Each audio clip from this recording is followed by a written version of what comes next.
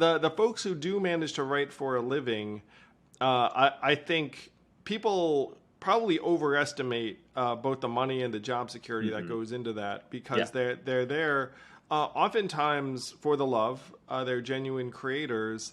And I've talked to several of them who've had a harder and harder time making a full-time living at writing. Even people who have very, very lofty credits to their name, shall we say. Yeah. Like people where you're like, oh, if you did that, you must be made in the shade. And then they are not made in the shade. And some of them are having to supplement their writing job with other work. Yes, for sure. It gets harder and harder to make a living. You're exactly right. It's not, most writers are middle class. They're not super rich.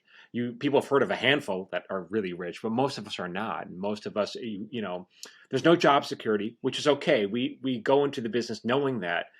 Most people who chase creative fields, they're like, all right, they're willing to sacrifice the steady paycheck for the love of living a creative life. But no, we have one job and we're always searching for the next job. In some ways, it was easier when I first broke in. This is a long time ago. My first job was on Just Shoot Me. And so if you were on a hit show, you would work, let's say 10 months out of the year. And most writers get paid per episode produced. So you would do, let's say 22 episodes a season. That's a good year. And then you take a short hiatus and you go back for the next season. That's if you're on a hit show. But now with streaming, if you're on a hit show, you might do 8 episodes in a season. And how you make a living, less than 22.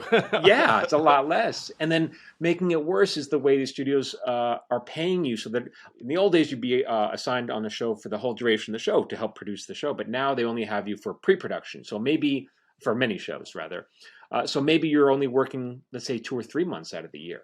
So people think of this as the streaming strike, which you just described it as. One element of negotiations is something called a mini room. What the heck is a mini room? It can mean a lot of different things, but basically, in the past, a studio or a network, a writer would sell a pilot.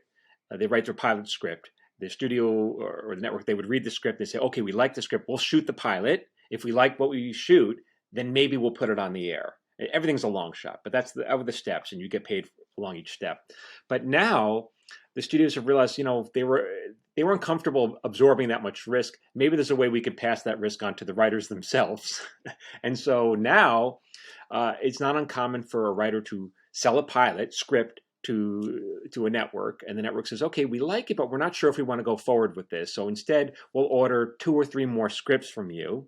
We'll give you a small budget to hire a writing staff, but only 2 or 3 writers, and we're not going to they're not going to get paid full. We're only going to pay them a fraction of their rate because we don't know if we're actually going to put this on the air. So therefore you should get a discount. But that's kind of like walking in. It requires a writer the same amount of work to write an episode of television, whether you put it on the air or not. It's the same amount of work.